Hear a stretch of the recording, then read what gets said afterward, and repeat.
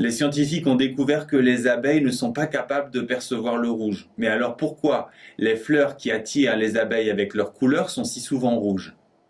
Et pourquoi, si vous êtes enfermé dans le noir avec un serpent ou un militaire bien équipé, vous n'avez aucune chance? Dans les deux cas, la réponse est la même. Il existe des ondes électromagnétiques invisibles. Les abeilles sont capables de voir les ultraviolets, si bien qu'elles ne voient pas les fleurs rouges, mais avec des couleurs ultraviolettes. Quant aux reptiles et aux militaires équipés de lunettes, ils sont capables de voir les infrarouges émis par les corchos. Vous devez savoir que la lumière, c'est-à-dire les ondes visibles, ont des longueurs d'onde situées entre 400 et 800 nanomètres. Mais vous hésitez souvent au moment de placer les UV et les infrarouges. Le plus simple, c'est de penser au domino. Vous placez entre 400 et 800 nanomètres les deux premières lettres de visible. Et ensuite, quand vous allez placer UV et IR, vous devez vérifier les principes des dominos, c'est-à-dire que vous aurez UV à gauche et IR à droite.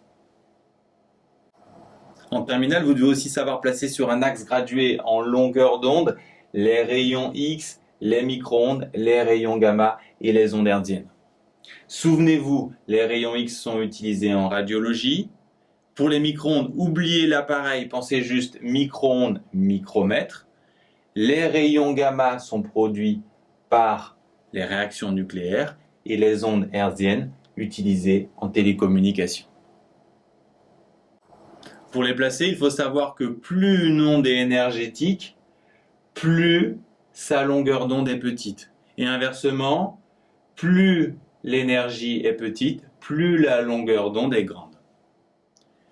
À partir de là, pour les placer, on va se demander lesquelles de ces ondes sont les plus énergétiques, autrement dit, lesquelles sont les plus dangereuses.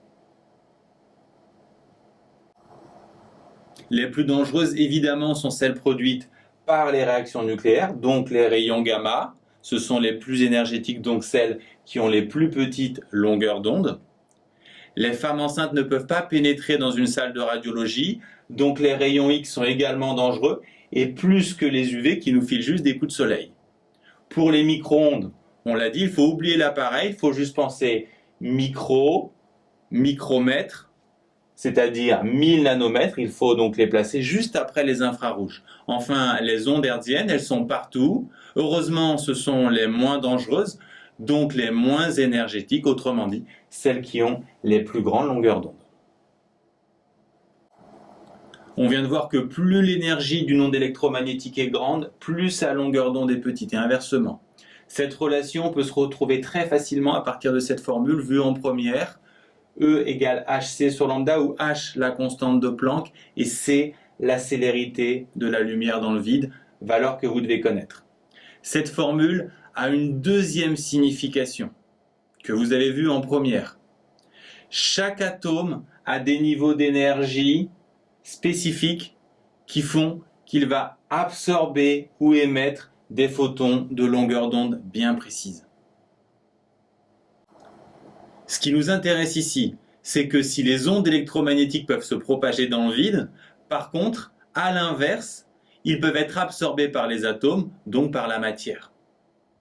En particulier, les rayonnements qui viennent de l'espace peuvent être, en fonction de leur longueur d'onde, absorbés ou non par les atomes de l'atmosphère terrestre, comme le montre ce document. Par exemple, les rayons X sont absorbés alors que la lumière visible traverse. Puisque les ondes électromagnétiques sont des ondes périodiques, on peut adapter la formule V égale D sur T en C égale lambda sur grand T la période, comme on l'a vu à plusieurs reprises en chapitre. Deux conséquences. Puisque C égale lambda sur T, C sur lambda égale 1 sur T. Et 1 sur T, c'est la fréquence qui s'écrit avec la lettre grecque nu dans le cas des ondes électromagnétiques. Conséquence, on peut réécrire la formule de l'énergie E égale H nu. Deuxième conséquence, puisque C égale lambda sur T, lambda est égal à C fois T.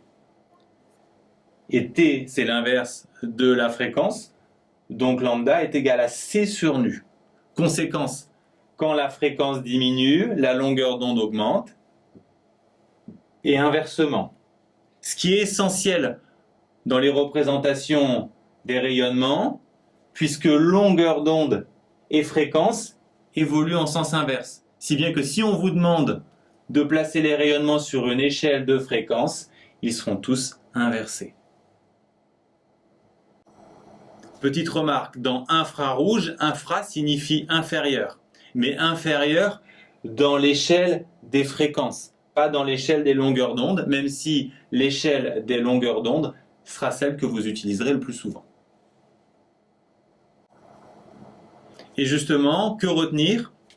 C'est la célérité de la lumière dans le vide, vaut 300 000 km par seconde. Vous devez être capable de placer les différents rayonnements sur un axe gradué en fonction de la longueur d'onde et parfois en fonction de la fréquence. Vous devez connaître les différentes formules de l'énergie en fonction de la longueur d'onde ou de la fréquence. Et vous devez également savoir que la matière, et en particulier l'atmosphère terrestre, est capable d'absorber certaines longueurs d'onde.